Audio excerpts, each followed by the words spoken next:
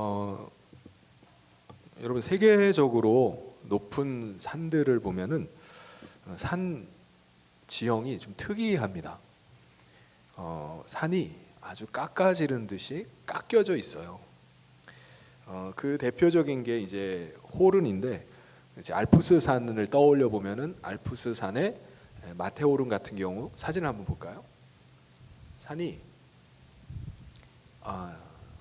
이렇게 다 이렇게 아주 날카롭게 산이 깎여 있습니다. 그래서 저기는 등반하기가 굉장히 어려워서 이런 산들을 이제 그 등산가들이 그 올라가는 걸 대단한 일로 이렇게 여깁니다.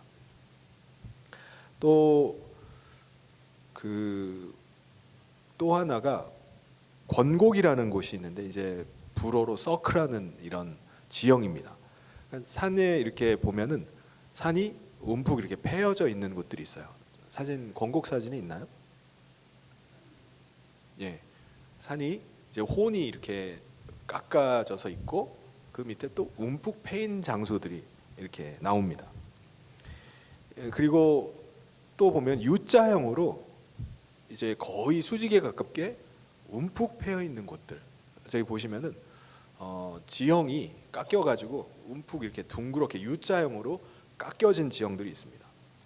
그리고 또 하나는 암석들이 이상한 모양으로 이렇게 퇴적을 이루는 곳들을 볼 수가 있어요. 그러니까 불쑥 아까 이게 이제 저희가 권곡이 이렇게 U자형으로 그다음에 돼 있는 곳입니다. 이게 바로 이제 권곡이라는 곳입니다. 이렇게 움푹 패여 가지고 거기에 분지 형태로 이루어진 곳입니다. 그리고 또 다른 사진을 한번 보시면은 이게 이제 그 드럼린이라는 것이에요. 그러니까 지형이, 흙이 이 지역에 갑자기 이렇게 불쑥 퇴적을 하게 쌓여 있는 형태입니다. 이거는 이제 드럼린이라는 이런 이름으로 불리고요. 또 하나는 이제 제방처럼 모레인, 요거는 다음에 보여주시고, 모레인이라는 형태로 아까 U자형 계곡이 보이면은 U자형 옆으로 이렇게 흙들이 퇴적, 돌이랑 뭐 이런 흙들이 이렇게 쌓여가지고 제방 모양의 형태를 이룬 게 이제 모레인이라고 부릅니다. 이런 지형, 아주 깎아지르는 듯한 이런 지형과, 그리고 독특하게 갑자기 평평한 평지에 흙들이 이렇게 잔뜩 이렇게 막 쌓여 있는 형태, 제방 모양으로 이렇게 둑이 쌓여 있는 모레인으로 이렇게 이루어진 이런 지형들은 왜 생겼을까요? 아마 과거에 이제 과학 시간이나 이런 지학 뭐 이런 지구 과학 시간에 이런 시간에 아마 배우셨던 분들은 이 빙하에 의한 침식 작용으로 이런 것이 생겼다는 것을 아마 아실 겁니다. 이게 빙하가 지나가면서 이거를 깎아서 산이 그렇게 뾰족하게 되는 거예요. 그리고 이 빙하가 한꺼번에 이렇게 내려가면서 그 주변에 밀고 내려가는 옆으로 그런 퇴적층들이 이제 쌓이게 된 형태입니다. 실제로 이런 빙하 지형이 나타나는 이 지역들을 보면은 과거 육지의 한 30% 정도가 이 빙하 지역이었다는 것을 우리가 알 수가 있어요. 이런 지형이 나타나는 곳을 보면은 이 지역도, 이 지역에도 빙하가 있었구나, 이 지역에도 빙하가 있었구나라는 걸 압니다. 예를 들면은 북반구 같은 경우는 캐나다나 이제 캐나다 전역은 다 그 지형들이 다 그 빙하 지역이라는 것을 알 수가 있습니다. 미국 좀 더 내려와 가지고 미국을 보면은 오하이오주나 이런 인디애나 주까지도 빙하 지형이 보여요. 그리고 서쪽으로 그 산맥이 있으니까는 그쪽 지역을 보면은 캘리포니아 그 산맥이 있는 곳까지 이 빙하 지형이 나타납니다. 유럽 같은 경우는 영국은 아예 전역이 다 빙하 지역이었던 걸 알 수가 있어요. 그 산의 지형들, 이런 아까 제가 보여드렸던 그런 퇴적층들, 이런 것들을 보면은 전역이 다 빙하 지역이었던 겁니다. 그리고 우리가 잘 아는 것처럼 뭐 노르웨이라든가 스웨덴이라든가 러시아 북서부가 이런 지형이 나타나요. 그래서 이 지역도 다 빙하가 있었구나라는 것을 알 수 있습니다. 남반구는 어떨까요? 남반구는 뭐 남극 전체가 다 빙하 지역이고, 그리고 남아메리카의 그 남부 지역, 이 지역에도 이런 지형이 나타납니다. 그리고 오세아니아, 오스트레일리아 같은 경우는 남부가 이제 빙하 지형이 나타나서 이쪽 남부도 빙하로 덮여 있었구나. 이게 무슨 소리죠?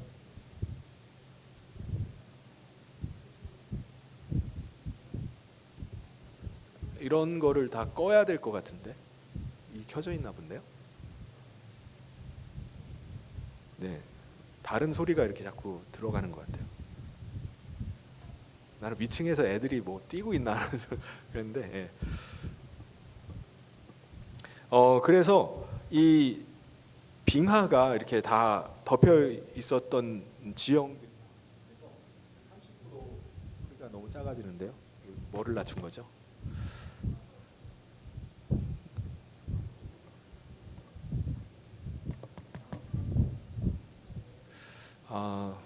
네, 신경 쓰지 말고 제 말씀만 들어주세요.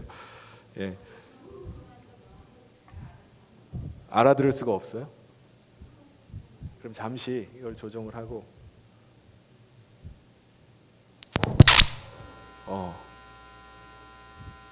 뭐가 이렇게 또, 그래요? 이 소리는 또 뭐죠? 시간에 네.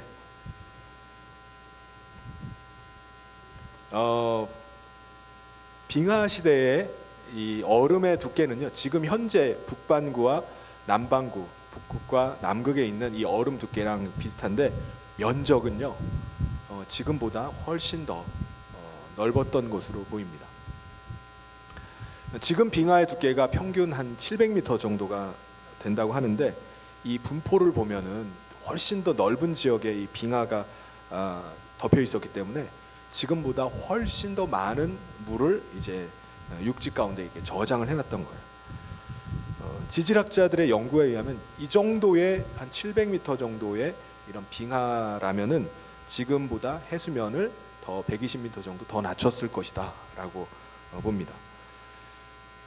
여러분, 빙하 질문을 한 가지 드리겠습니다. 빙하는 눈으로 만들어질까요? 바닷물이 얼어서 될까요? 눈, 바닷물. 눈을 먼저 손을 들어주세요. 바닷물. 네. 정답은 눈입니다. 눈. 빙하는 얼음이 아니에요. 얼음물이 아니, 그 바닷물이 아니라 눈이 쌓여서 된 겁니다. 이게 아주 중요한 거예요. 여러분, 과거에는요 빙하 시대가 분명히 있었습니다. 그런데 전 지구적인 아까 대규모 분포한 이 빙하가 지구의 여러 곳에 이렇게 분포하려면요 조건이 있습니다. 일단 눈이 많이 내려야 돼요. 그리고 내린 눈이 녹지 않을 기온이 돼야 됩니다. 기온이 굉장히 낮아야 되는 거죠. 눈이 엄청 내리면서 기온도 낮은 그런 환경이 빙하 시대를 만드는 아주 독특한 환경이에요. 이게 쉬운 환경이 아닙니다. 이게 일반적으로 이루어질 수 없는 환경이 이루어졌을 때 이 빙하가 되는 겁니다. 오늘날 극지방 같은 경우는 남극이나 북극 같은 기온이 워낙 낮잖아요. 그러니까 눈이 안 녹아요. 근데 다른 지역은 어떻죠? 눈이 아무리 많이 내려도 여름 돼가지고 기온이 올라가 버리면 눈이 싹 녹아버립니다. 없어져요. 그러니까 빙하 시대가 올 수가 없는 거예요. 그러니까 겨울에 눈이 엄청 내렸어요. 내린 눈이 여름이 돼도 기온이 선선해가지고 녹지 않을 만큼 되는 그런 기후가 돼야지 이게 빙하 시대가 되는 겁니다. 그러니까 여름 기온이 지금부터 적어도 10도에서 12도 이하로 떨어져야지 이제 계속 녹지 않고 유지가 됩니다. 또 하나 중요한 것은요, 이 빙하 시대가 이루어지려면은 아까 말씀드린 것처럼 눈이 엄청나게 내려야 돼요. 많은 눈이 내려야 됩니다. 빙하 두께가 700m, 또 많은 것은 뭐 1km가 넘는 두께의 얼음들이 이렇게 쌓이는데 그거를 다 채우려면요 엄청난 양의 눈이 내려야 되는 겁니다. 그 광대한 전 지구적으로 많은 이런 빙하 눈이 내리려면요 그만큼 습해야 돼요. 수분이 많아야 됩니다.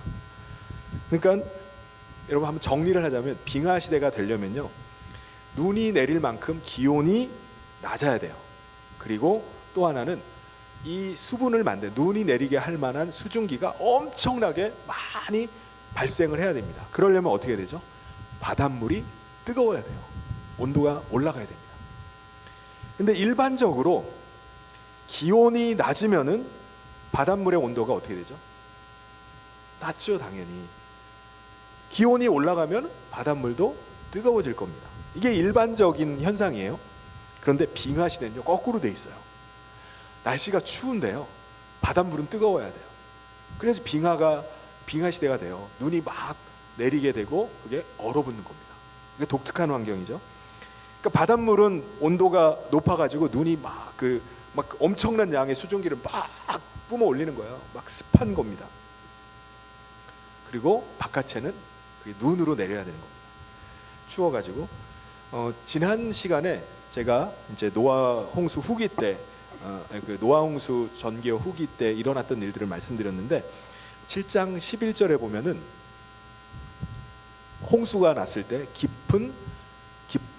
기품에 샘들이 터졌다라고 말씀을 하고 있어요. 그러니까는 이 기품에 샘들이 터졌다는 말이 이제 땅에 있던 그 물층들이 터지면서 나왔는데 이때 이제 이거 폭발이 일어난 겁니다. 그러니까 홍수 전 과정 속에 나타났던 아주 중요한 현상 중에 하나가 화산 폭발이에요. 화산이 폭발한 겁니다. 특히 이제 홍수 후기가 되었을 때 이제 물이 쭉 차올랐다가 이제 쭉 빠지는 때가 홍수 후기입니다.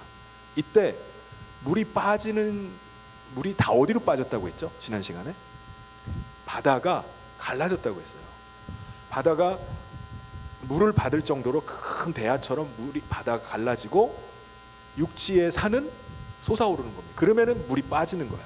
가만히 있는 상태에서 물이 빠질 수가 없잖아요. 그 찼던 물이 다 어디로 갑니까? 그러니까 바다는 내려가고 산은 올라가는 현상이 노아의 홍수 후기 때 일어난 겁니다. 그 증거가 있나요? 증거가 있죠. 바다 밑바닥의 암석이 무슨 암석일까요? 화산 폭발이 일어나서 바다가 갈라졌다면은 마그마가 올라오게 됩니다. 그래서 지금도 바닷속 밑바닥의 암석은요 다 현무암이에요. 그 현무암들이 바닷속에 용암으로 굳어져가지고 현무암층을 다 이루고 있는 겁니다. 이게 무슨 말이냐면은 바다가 갈라지면서 마그마가 솟은 거예요. 그러면서 마그마가 계속 바다로 계속 흘러나오는 겁니다. 그러니까 마그마가 계속 끓는 마그마가 계속 나오니까 어떻게 되겠습니까? 바닷물의 수온이 계속 올라가는 거예요. 수온이 올라가면서 엄청난 양의 수증기가 계속 발생을 합니다. 그러니까 그런 환경이 이제 노아 홍수 후기 때 이뤄진 거예요. 그러니까 엄청난 양의 습도가 이제 높아지게 됐죠. 그래서 물이 빠질 때의 현상을 어떻게 빠졌느냐? 창세기 8장 1절에 보면은 바람이 땅 위에서 불게 하심에 물이 점점 줄어들었다라고 말씀을 합니다. 그러니까 이게 대기의 현상에 의해서 계속 수증기가 증발하고 물이 날아가는 거예요. 그러면서 이제 용암이 계속 흘러나오고 바닷물을 계속 증발시키면서 바닷물은 계속 줄어드는 겁니다. 근데 여러분, 화산이 폭발하면은 어떤 일이 일어날까요?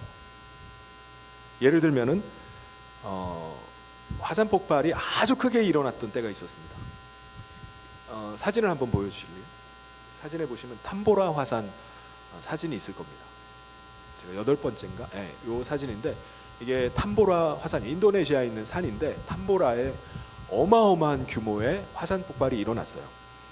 이때 이제 강도를 1부터 8까지 친다면은 이때 화산 폭발의 강도가 7이었다고 합니다. 그러니까 어마어마한 화산 폭발이 일어났는데 그 여파로 인해서 지구의 기온이 그해 1815년에 이게 터졌는데 그 다음 해에 여름이 없어졌다고 말할 정도였어요.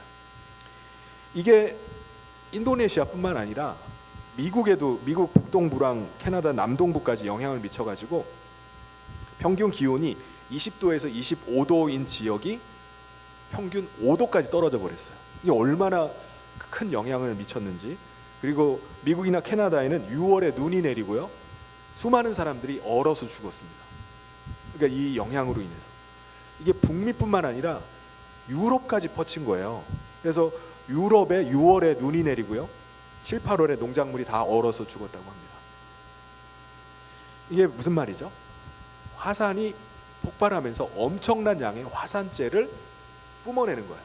그 화산재가 계속 공중에 떠서 안 가라앉고 계속 이거를 지구를 덮어버리니까 기온이 급강하해버리는 겁니다. 근데 이것 하나만, 탐보라 화산만 터진 게 아니라 사실은 1812년부터 연쇄적으로 계속 매년마다 대형 화산 폭발이 일어났어요.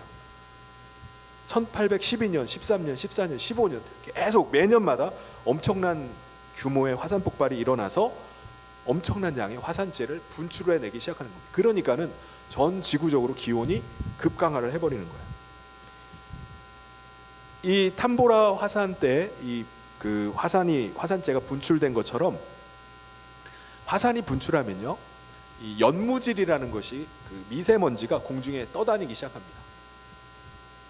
그게 이제 대기 온도를 계속 떨어뜨린 거예요. 햇빛을, 그 연무질이 공중에 꽉 끼어가지고 이게 그 기온을 떨어뜨리게 됩니다. 이게 내려오질 않는 거예요.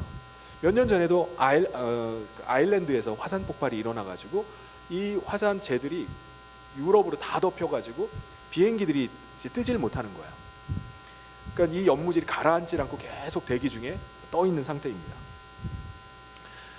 또 대표적인 이 화산 활동이 뭐냐면은 이 빙하 시대에도 마찬가지예요. 그러니까 이 탐보라 화산처럼 빙하 시대에도 그러한 화산 폭발이 일어났던 겁니다. 진짜 화산 폭발이 있었는가 없었는가, 그걸 어떻게 알 수 있을까요? 이 퇴적층을 보면 알 수가 있습니다. 북미 같은 경우는요, 북미의 퇴적층들을 이렇게 조사를 해보면은 과거에 엄청난 규모의 화산 폭발이 있었던 것을 발견할 수가 있어요. 그러니까 퇴적층에 화산재들이 쌓여 있는 게 발견이 되는 겁니다. 대표적인 게 캘리포니아 그 중부 지역에 롱밸리 그 분화구라는 곳에 비솝 화산재가 있어요. 그러니까 네 가지 정도의 화산재가, 엄청난 양의 그 화산재들이 나오는데, 발견이 되는데, 비솝 화산재가요, 태평양부터 텍사스주까지 이제 미국 북미의 서쪽을 이렇게 완전히 다 분포해 있어요. 그러니까 대규모 비솝 화산이 폭발하면서 화산재가 그 북미 지역을 다 덮고 있는 겁니다. 그리고 옐로스톤 국립공원에 있는 그 화산재가 또 폭발을 했는 화산재가 나왔는데, 이 화산재는요, 북미 전역에 다 덮여 있습니다. 광범위하게 이 화산재가 북미를 다 덮고 있어요. 그리고 마자마 화산재가 있습니다. 이것은 오리건주와 또 북쪽에, 캐나다 전역에 이 화산재가 발견이 돼요. 그러니까 이런 북미 같은 경우 이런 엄청난 화산 폭발들이 계속 일어나면서 그 화산재가 전역으로 다 덮여 있었던 것을 알 수가 있습니다. 이런 것들이, 연무질이 계속 대기 중에 있으면서 기온을 떨어뜨리는 거예요. 근데 지질학자들의 연구에 의하면은 제가 말씀드린 이 새 화산 활동, 북미에서 있었던 이 대규모 화산 활동이 최근이라고 말합니다. 이거 최근에 일어난 일인지 어떻게 알죠?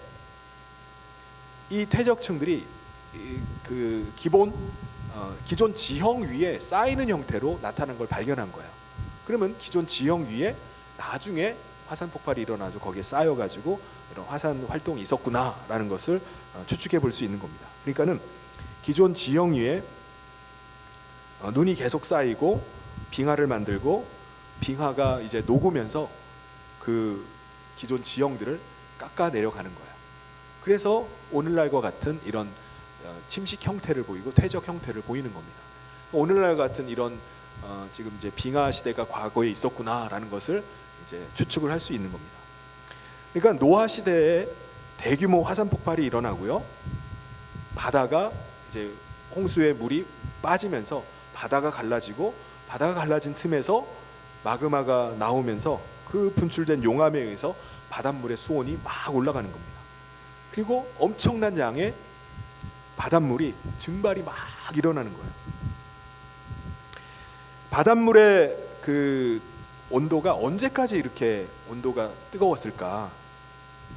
아마 노아 홍수가 끝난 다음에도 한동안 계속 유지가 됐을 겁니다. 그 바닷물의 온도가 몇 도까지 올라갔을까요? 기상학자인 오어라는 사람이 여러 연구를 통해서 추측을 하기를 아마 당시에 노아 홍수 이후에 화산 폭발에 의한 수온이 30도까지 올라갔을 거라고 말을 합니다. 지금은 몇 도일까요? 바닷물이 평균 4도예요.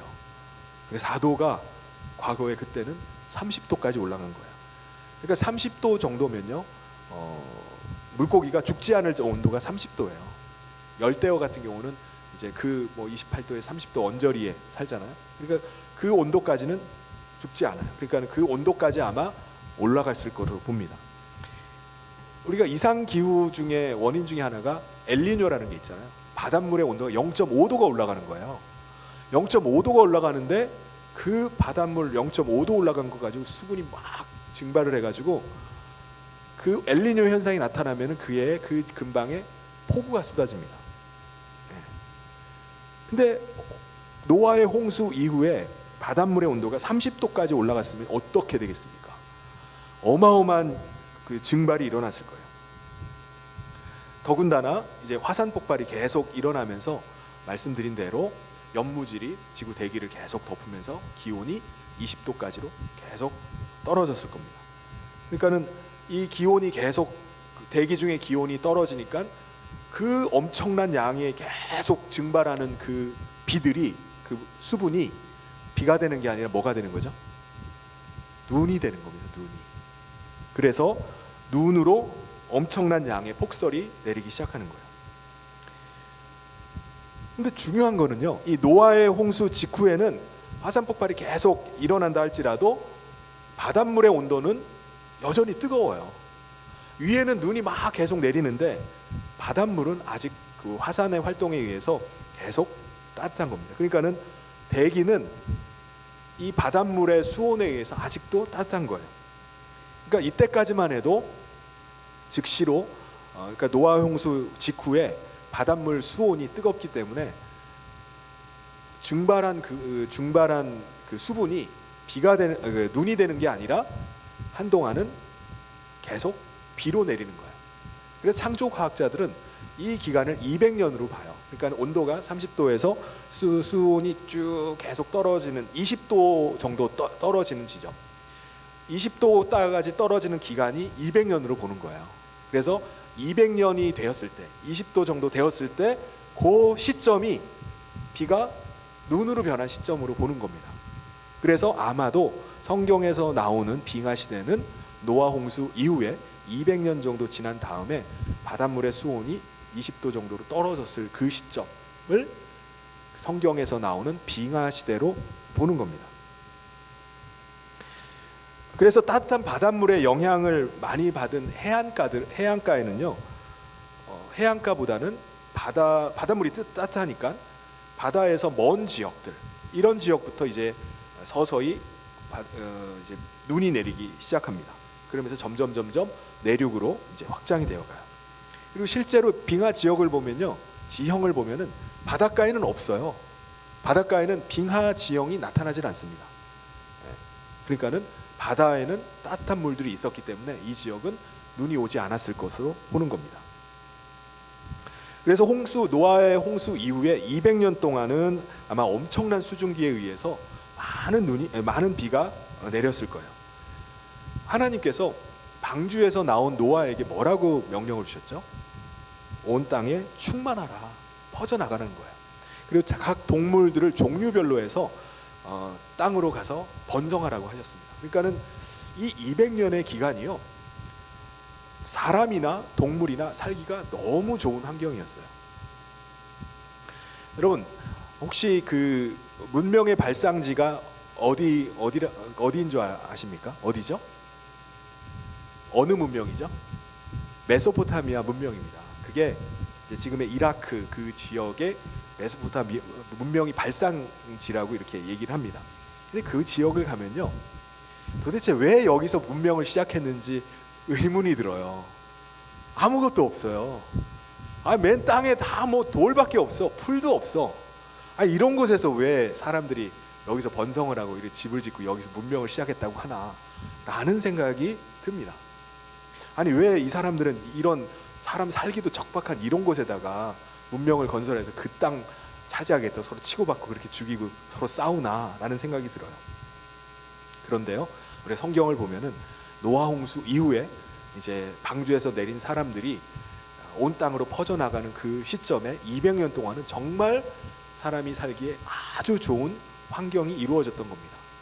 최상의 환경 속에서 동물들도 번성해 나가기 시작하는 거예요. 실제로 지금 이제 사막 지역은 과거에 그 당시에는 많은 비가 내렸기 때문에 사람이나 동물이나 사는데 전혀 어려움이 없었어요. 지금이나 이제 사막이 되어가지고 사람이 살지를 못하지만은 과거에 그 지역에는요 오늘날 같은 사막이 없었던 겁니다. 그래서 이 지역을 이제 창조 과학자들 뭐냐면 스뷴 사막이라고 해요. 사막, 지금 사막 지역이 아니라 많은 비가 내리는 지역이었다라고 그렇게 얘기를 합니다. 그래서 사하라 사막에 보면요 뼈들이 발견되는데 코끼리 뼈가 나와요. 기린 뼈가 나오고 버팔로, 영양 이런 동물의 뼈가 나와요. 이런 사막에 그런 동물이 살았나 싶지만 살았기 때문에 그 뼈들이 나오는 거죠. 사람들의 흔적도 나와요. 사람들의 많은 유골들, 그리고 사람들이 만들면서 사용했었던 도자기 뭐 이런 도구들이 많이 발견됩니다. 사하라 사막만이 아니에요. 우리가 잘 알고 있는 뭐 고비 사막이라든가 미국의 모하비 사막이라든가 이런 큰 이 사막들의 동물들과 사람들이 아주 과거에 많이 살았던 것들을 그 흔적들을 우리가 발견할 수가 있습니다. 그러니까 지금은 전혀 사람이 살 수 없는 메마른 사막이지만 최근까지만 해도 노아 홍수 이후에 많은 사람들과 동물이 살 정도로 좋은 환경이었다는 걸 알 수가 있습니다. 이제 홍수 이후에 바닷물의 온도가 점점 이제 올라가고 많은 수증기가 이제 증발하면서 그 200년 동안 전 지역에 계속 골고루 비가 내리는 거예요. 그런데 200년이 지나고 나서 화산재들이 이제 그 화산재들에 의해서 바닷물의 온도가 서서히 떨어져 가기 시작합니다. 그래서 20도 정도 됐을 때, 20도에 이르렀을 때 아까 제가 뭐라고 그랬죠? 비가 눈으로 바뀌는 겁니다. 빙하 시대에 접어든 거예요. 그래서 창조 과학자들은 이 빙하 시대를 200년부터 시작해서 약 500년 정도까지 이 시기에 많은 전 지구상의 많은 아까 제가 초기에 말씀드렸던 것처럼 그 지역에 많은 눈들이 내렸다는 것입니다. 그래서 그 살기 좋던 곳들이 이제 비가 아니라 눈이 내리기 시작하는 거예요. 창세기에 보면은 노아의 홍수 이후에 하나님께서 그 사람들에게 추위와 더위를 주셨다라는 표현이 나와요. 그 전까지는 추위라는 개념이 없었던 거예요. 그런데 노아 홍수 이후에 그 추위가 시작이 됐는데 본격적으로 시작된 거는 노아 홍수 이후에 200년이 되는 시점부터 이제 추위가 시작된 겁니다. 여러분 성경에서 노아 홍수 이후에 약 200년 이후부터 이제 빙하 시대가 시작됐다고 말씀을 하는데 성경에는 그 기록이 있을까요? 놀랍게도요. 성경에 그 기록이 나와요. 그래서 그 당시에 기후가 어떠했는지를 우리가 알 수 있게 합니다. 그 성경이 뭐냐면 오늘 읽었던 욥기예요. 욥기. 욥이 살았던 지역은요. 우스라는 지역입니다. 우스가 어디냐면은 사해의 남쪽 지역이 우스 지역이에요. 근데 욥기 1장 3절에 보면 욥은 어디 사람이라고 하냐면 동방 사람이라고 말해요. 동방 사람 중에 가장 훌륭한 사람이다. 그러면 욥의 거주지는 어디로 축소가 되는 거죠? 사해 남쪽의 동쪽 지역, 사해 남동부가 그 욥이 살았던 지역인 겁니다. 근데 오늘날 욥이 살았던 그 우스 지역의 날씨가 어떻죠? 우리가 아는 것처럼 겨울에 눈이 오거나 얼음이 얼 일이 있나요? 당연히 없죠. 지금 팔레스타인 그 지역에 무슨 얼음이 얼고 눈이 오겠습니까? 오긴 와요. 눈이 오긴 오는데 빙하 시대가 도래할 만큼 그런 비나 눈이 그 얼음이 얼지는 않습니다. 그런데요, 그러니까 욥기서를 보면요, 욥이 이렇게 말해요. 욥기 6장 16, 17절을 같이 한번 읽어보겠습니다. 시작. 얼음이 녹으면 물이 검어지며 눈이 그 속에 감추어질지라도 따뜻하면 마르고 더우면 그 자리에서 아주 없어지나니. 9장 30절 또 한번 읽어보겠습니다. 그 다음 시작. 내가 눈 녹은 물로 몸을 씻고 잿물로 손을 깨끗하게 할지라도. 그 다음 24장 시작. 가뭄과 더위가 눈 녹은 물을 곧 빼앗나니 수올이 범죄자에게도 그와 같이 하느니라. 욥이 아주 자연스럽게 얘기를 해요. 눈 녹은 물로 몸을 씻는다 그러고, 그리고 엘리후라는 사람도 이야기를 합니다. 37장 같이 한번 또 읽어보겠습니다. 시작. 눈을 명하여 땅에 내리라 하시며 적은 비와 큰 비도 내리게 명하시느니라. 그 다음 또 37장 시작. 폭풍우는 그 밀실에서 나오고 추위는 북풍을 타고 오느니라. 하나님의 입김이 얼음을 얼게 하고 물의 너비를 줄어들게 하느니라. 야, 눈 구경도 못할 사람들 같은데요, 어떻게 이런 눈 얘기를 하고 얼음 얘기를 하고 추위 얘기를 계속하지? 욥뿐만 아니라 욥의 친구도 그렇게 얘기하는 거예요. 하나님도 또 얘기하세요. 38장 22절 같이 한번 읽겠습니다. 시작. 내가 눈 곳간에 들어갔었으나 우박 창고를 보았느냐. 또 38장 시작.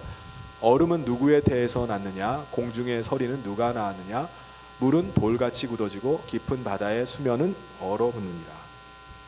하나님께서 자신이 창조주이심을 나타내기 위해서 뭐 눈도 만든다, 얼음도 뭐 서리도 내린다, 심지어는 바닷물의 표면까지도 얼리신다, 이런 표현을 하는 겁니다. 여러분, 욥과 친구들과의 대화를 우리가 보면요, 분명히 지금이랑은 다른 자연 환경이었던 것을 우리가 알 수가 있습니다. 그렇죠? 지금 눈이 어디 있어요? 얼음이 어디 있고 서리가 어디 있고 바닷물이 왜 옵니까? 근데 그 당시에는 그런 환경이 있었던 거예요.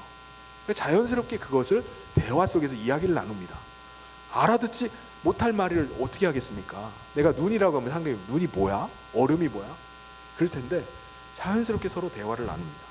근데 여기서 한 가지 짚고 넘어가야 될 것인데, 그게 뭐냐면 이 빙하 시대가 얼마나 지속되었을까 하는 겁니다. 바닷물이요, 계속 수온이 계속 떨어져서 계속 떨어지면은 더 이상 수증기가 안 일어나겠죠. 수분이 증발이 안 일어납니다. 그리고 대기를 덮고 있는 연무질이 계속 떠 있는 건 아니잖아요. 가라앉아요, 언젠가는. 그러면은 연무질이 거치고 나면은 태양이 내리쬐니까 지상의 기온이 올라가는 거예요. 바닷물도 떨어지고, 바닷물은 떨어지고 지상의 기온은 이제 올라가는 겁니다. 그러면은 다 녹는 거예요. 해빙기가 되는 겁니다. 이 시기를 500년으로 봐요. 이 기간을. 그러니까 노아의 홍수 직후부터 200년 정도는 전 지구상에 아주 골고루 비가 많이 내렸어요. 동물이나 사람이나 살기가 너무 좋은 환경이었고, 그 이후에 500년 동안은요, 많은 지역에 기온이 떨어지고, 그리고 그 눈이 엄청난 폭설들이 내렸던 빙하 시대를 맞이했던 것입니다. 진화론자들은요, 이 지금 북극이나 남극에 있는 지금 이 두께의 빙하가 만들어지려면은 오랜 시간이 필요하다고 얘기를 해요. 근데 북반구 같은 경우는 700m의 빙하라고 그랬잖아요. 이게 매년 1.4m가 쌓이면은 이게 700m가 나옵니다. 그리고 남반구에 1.2km 되는 이 빙하 두께가요, 매년 눈이 2.4m가 내리면은 이게 되는 거예요. 근데 계산을 해보니까 창조과학자들이 여름에 눈이 안 녹는다는 조건으로 500년이면은 이 빙하가 만들어진다는 것입니다. 그래서 이제 500년이라는 것을 계산해낸 거예요. 그렇다면은 이 500년 이 기간은요, 500년 기간이 길게 보면은 야곱이 태어날 때까지도 이어지는 기간이에요. 야곱이 태어나는 기간. 노아가 언제까지 살았죠? 노아가 방주에서 나와서 350년을 더 삽니다. 그리고 셈 같은 경우는요 502년을 더 살아요. 그리고 노아가 죽었을 당시 그때는 셈이 아직 살아있는 거예요. 그리고 그때 죽을 무렵에 아브라함이 태어납니다. 만약에 여러분 욥과 그 친구들이 아브라함 이전 사람이면요 그들은 분명히 노아와 그의 아들들과 같이 살고 있었던 거예요. 네? 그러니까 욥의 친구들은 노아 홍수 심판을 직접 경험했던 사람한테 듣는 거예요. 노아로부터 과거에 어떤 일이 있었는지. 증인들이 8명밖에 없잖아요. 그 증인으로부터 직접 과거에 전 인류가 죽고 8명만 살아남았는데 그때의 일을 그 증인들에게 직접 들을 수 있는 겁니다. 그래서 욥과 친구들과의 대화 속에 욥기에서에 보면요, 이들이 마치 노아의 홍수를 봤던 사람들인 것처럼 기록을 해놔요. 대화를 합니다. 욥기 9장 5절 6절을 같이 한번 읽어보겠습니다. 시작. 그가 진노하심으로 산을 무너뜨리시며 옮기실지라도 산이 깨닫지 못하며 그가 땅을 그 자리에 움직이시니 그 기둥들이 흔들리는도다. 네. 노아 홍수 후기 때 땅이 갈라지면서 물이 빠졌다고 했잖아요. 마치 그것을 직접 경험한 사람처럼 이야기를 해요. 이건 뭘 의미하는 거죠? 아마도 노아나 그의 아들들로부터 그 이야기를 그 사람들 들었다는 거예요. 욥기 12장 15절을 같이 한번 읽어보겠습니다. 시작. 그가 물을 막으신즉 곧 마르고 물을 보내신즉 곧 땅을 뒤집나니. 마치 하나님께서 무지개 언약을 세우시고 내가 다시는 물로 땅을 심판하지 않겠다 말씀하신 것처럼 물이 더 넘치질 않는 거예요. 우리가 동해안 바닷가를 봐도 물이 이렇게 갑자기 막 넘쳐오릅니까? 그 해수면을 그대로 유지를 해요. 아무리 오랜 시간이 지나도. 그거를 말씀하는 겁니다. 하나님께서 물을 막으신다고 말씀하는 거예요. 마치 노아 홍수 이후에 하나님이 물로 심판하지 않겠다라는 무지개 언약을 그들이 욥이 알고 있는 것처럼 이야기를 한다는 겁니다.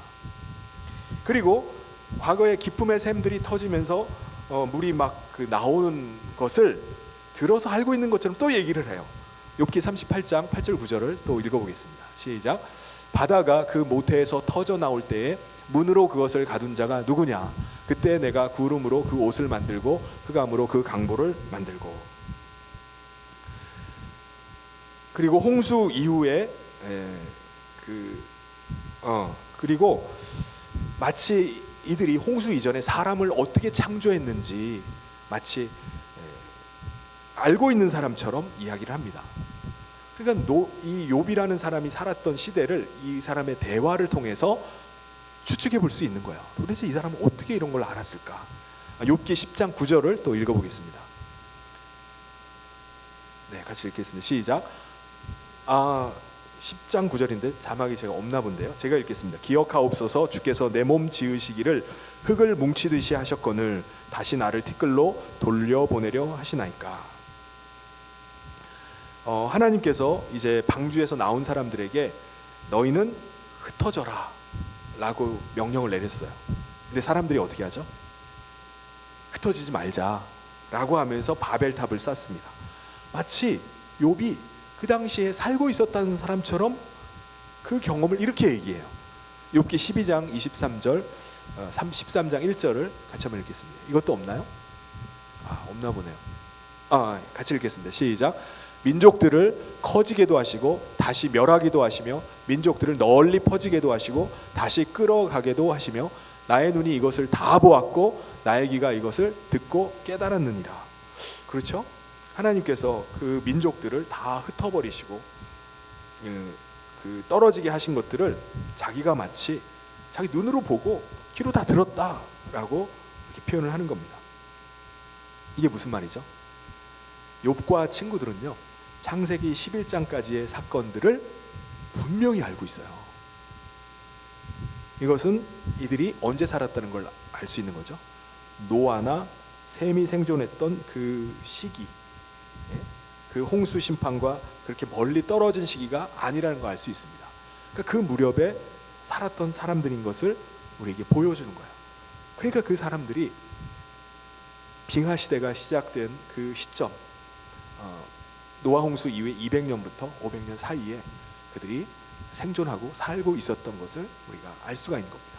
그래서 그들이 그 대화 속에서 그것을 이제 증거하고 있는 거예요.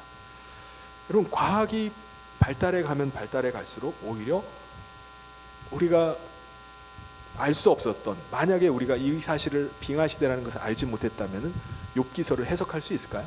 알 수가 없어요. 이 사람들은 도대체 왜 이런 대화를 나누나 라고 생각했을 겁니다.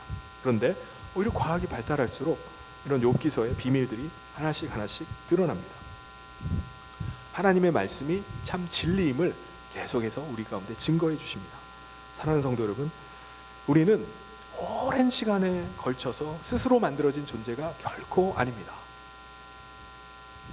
우리는 하나님께서 창조하신 피조물입니다. 여러분, 이 사실을 믿으시죠? 믿으십니까? 네. 그리고 이 사실을 믿는다면 우리는 또 하나를 믿어야 되는 게 있어요. 그럼 바로 하나님께서 창조하셨을 뿐만 아니라, 시작하셨을 뿐만 아니라 마치시는 분이라는 겁니다. 심판이 있다는 거예요. 그러하기에 오늘 우리가 이 땅에 사는 것은 그냥 오랜 시간 속에 그냥 살다가 가는 존재가 아니에요. 우리를 창조하신 그분 앞에 서야 되는 일이 남은 겁니다. 그래서 우리가 성경에서 증거하고 있는 이 진리의 말씀들을 붙잡고 오늘도 믿음 가운데 나갈 수 있길 바랍니다. 그래서 오늘 우리가 살아가는 이 시대가 지금 우리가 어느 시대를 살아가고 있는지 이것을 분별하면서 하나님의 거룩한 백성으로 살아나가는 저와 모든 성도님 되시기를 주님의 이름으로 축원합니다.